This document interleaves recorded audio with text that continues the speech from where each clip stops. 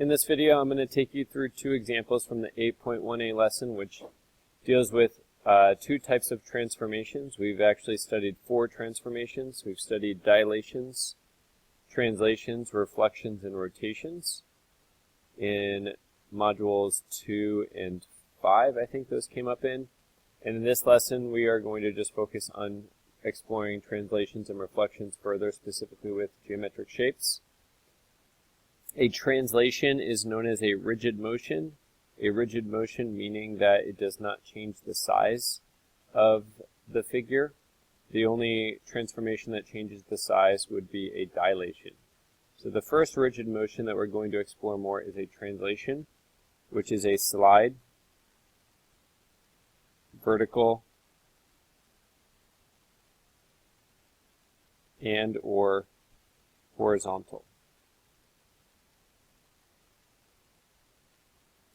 We saw this in Mod 5 when we were moving graphs like parabolas, quadratics, exponentials, and absolute value graphs. We also saw, I believe, in Module 2 when we first learned about slope, we talked about pre-image and image. So pre-image is your starting shape, and image is your final shape. Image usually has these little tick marks, which were known as prime, and that helps us know which points correspond to one another. So here's our first translation. It's already complete for us, and some of the other ones are going to ask that you do it. So we're going to label where the vertices are for the pre-image and image. So A is at -8, -1. B looks like it's at -5, +2. C is at -3, 2. And D is at -3, -1. The image for these, A prime is at -2, 2. B prime is at 1, 5. C prime is at 3, 5. And D prime is at 3, 2. And so using the graph, we can tell that this translation is causing this quadrilateral, which is actually a trapezoid, to move to the right some number of units and move up some number of units. So we could pick 2 points and count how many units right, like D to D prime. We could do C to C prime. Or we could also, we don't need a graph in order to analyze or do translations. We could look at our points and figure out how the X's and Y's are either increasing or decreasing. And we notice that actually the X's are increasing by 6 and the Y's are increasing by 3. So we'll say the translation that's occurring is the trapezoid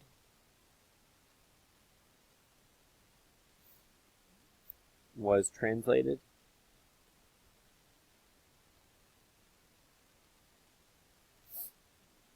Six units to the right.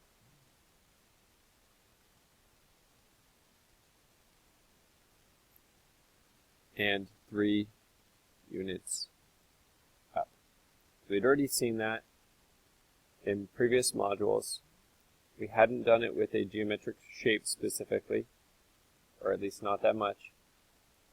And the one new thing about this is we're going to start to write rules where our rules are written in this manner, where we write up a point x, y, meaning for any point, if we were to do this for a new trapezoid or some other shape, is going to change into another point.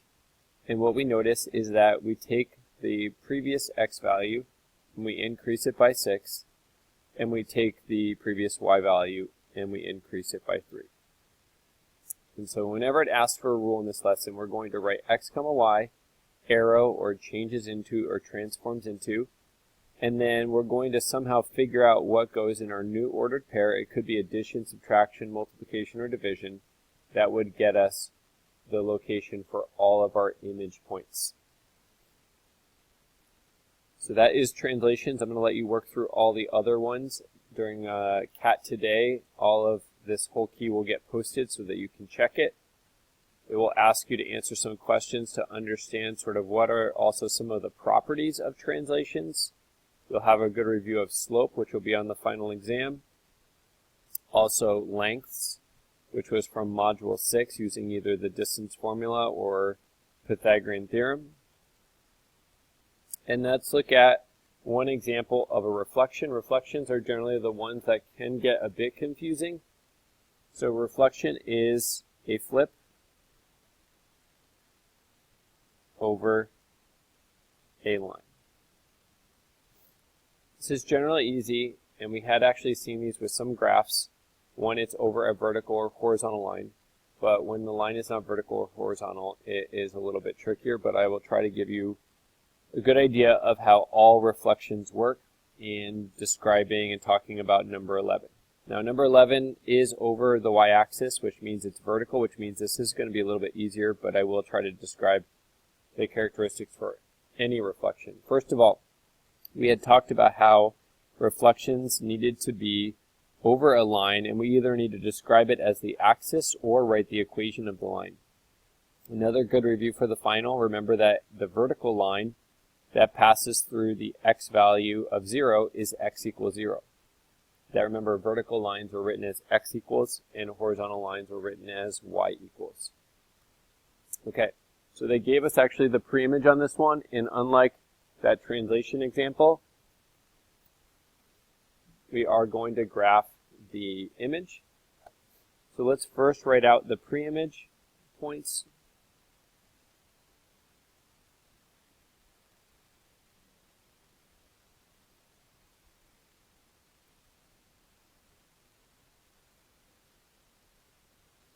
And then we will map or plot the points for the new trapezoid.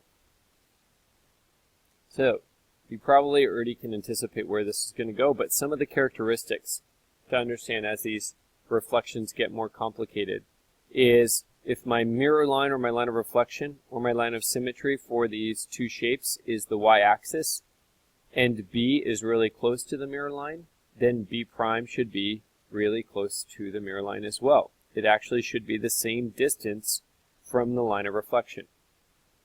So 1 unit away and 1 unit away. So that's where B prime should be. I like to do this point by point. So then A is 3 units away from the mirror line, and so A prime should be also 3 units away. And notice it should also maintain the 2 units distance between either AB or A prime B prime. And then from there, you almost don't even need to use maybe the mirror line anymore to find where the other points are going to be, although you could. And then we'll draw in the shape. Once you're done and you're certain it's right, you might want to use something thicker like a colored pen or pencil to make sure that your final shape stands out. Then we will write out all the ordered pairs.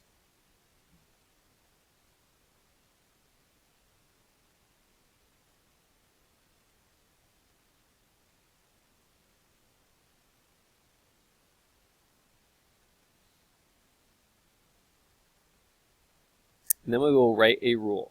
So looking at our table, we already know every rule needs to start like this. And our final part of this rule needs to have x's and y's because these are all still ordered pairs. And it looks like all of the y's are staying the same because the height of the points remains the same when I flip it over the y-axis. And I'm noticing that it appears that I'm taking the opposite of my x values. So here's our first rule that involves multiplication or division. We're multiplying by -1. And we could have rules that have both maybe multiplying and adding with something. As we do more of these, you might figure out how to get these more precisely, but if in doubt, you just look at a table or make a table and do a little bit of trial and error till you get the rule that will work for all of the points. Again, these were 2 examples, one of a translation, one of a reflection. Please answer all the questions. And there are 2 keys posted in the classroom that you can check with, as well as the key will get posted to Blackboard at 12:10 when CAT starts. These last couple of things get a little more exciting. You actually have to write the equation of the line of reflection, so they've already done the reflections for you. And then some of these you are going to start to flip over some lines, like on 21, this one's kind of cool. You have to graph the line and flip it, and I don't want to spoil the fun. If you have any questions, I'll be back on Thursday and Friday.